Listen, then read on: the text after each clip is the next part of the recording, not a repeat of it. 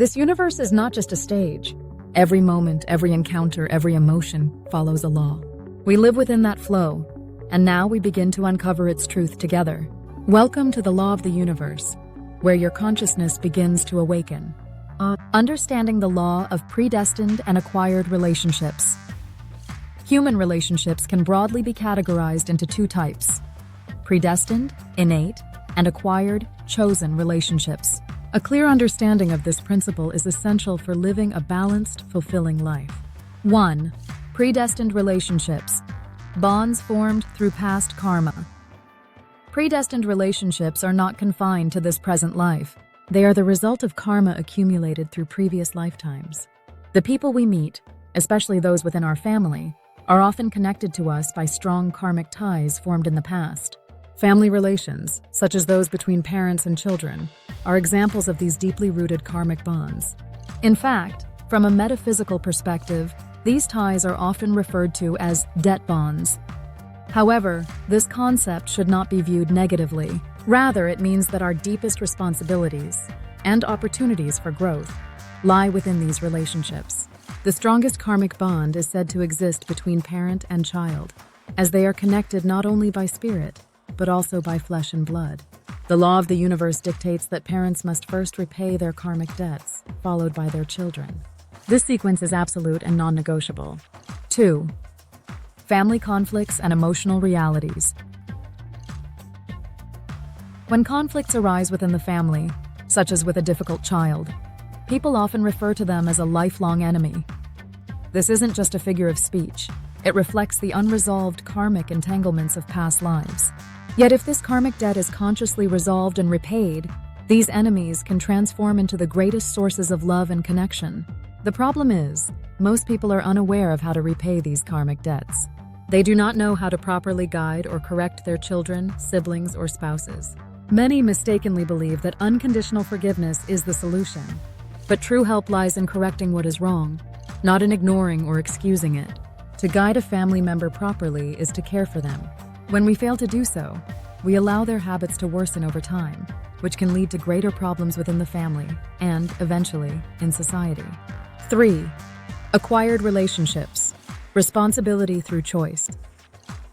Acquired relationships are those we form voluntarily in this lifetime. Friendships, professional ties, romantic partnerships, and so on. These relationships may not be bound by past karma, but still require responsibility, sincerity, and discernment. Because they are more fragile than predestined relationships, acquired relationships often end when trust is broken or expectations are unmet. Thus, they require even greater clarity and integrity in communication and behavior. 4. What it means to truly help and support others. True help is not about temporary relief. Giving money to a friend without addressing the cause of their financial hardship is not true support. Rather, one must ask, why did my friend become so desperate? And offer help that empowers them to regain control of their life. Whether in friendships or family ties, genuine support means being willing to confront hard truths, to argue when necessary, and to guide each other with honesty. A true friend or sibling helps you avoid shame and suffering in the outside world by being your mirror and moral anchor in private. 5.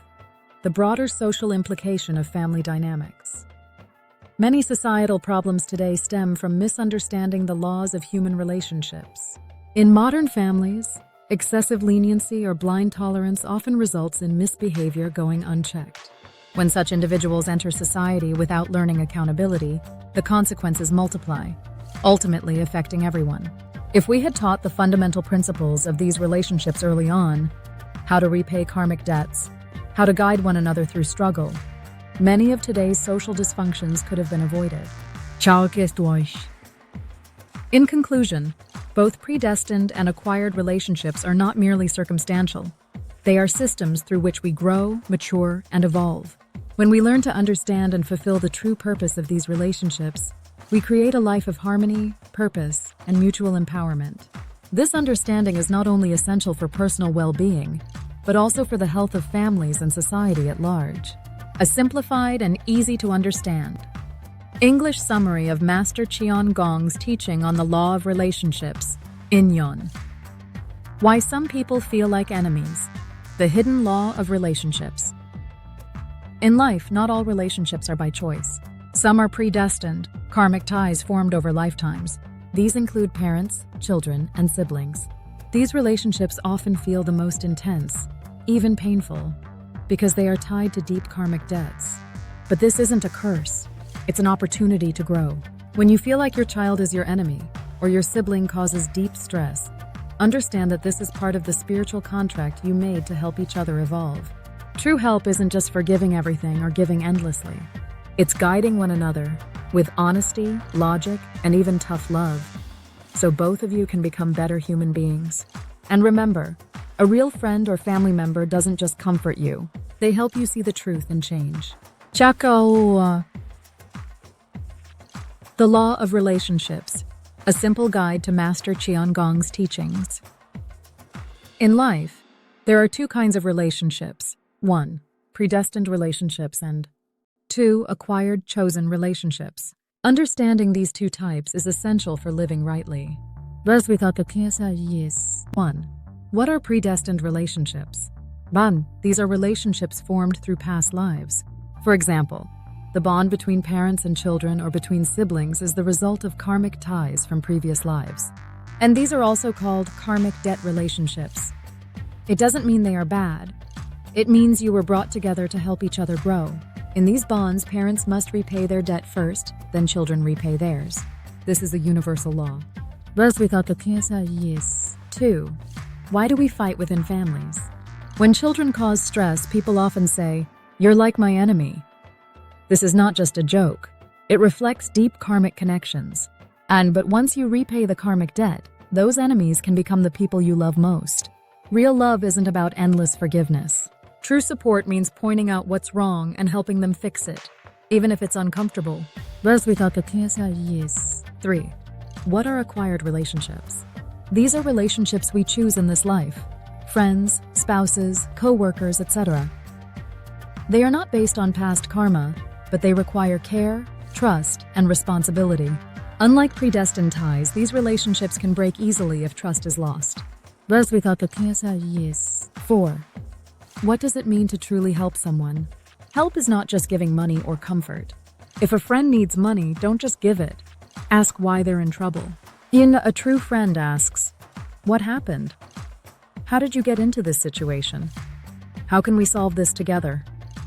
Real support means being honest, logical, and willing to confront problems, even through conflict, for the sake of growth. 5. What's the connection between family and society? Many social problems come from unresolved family issues.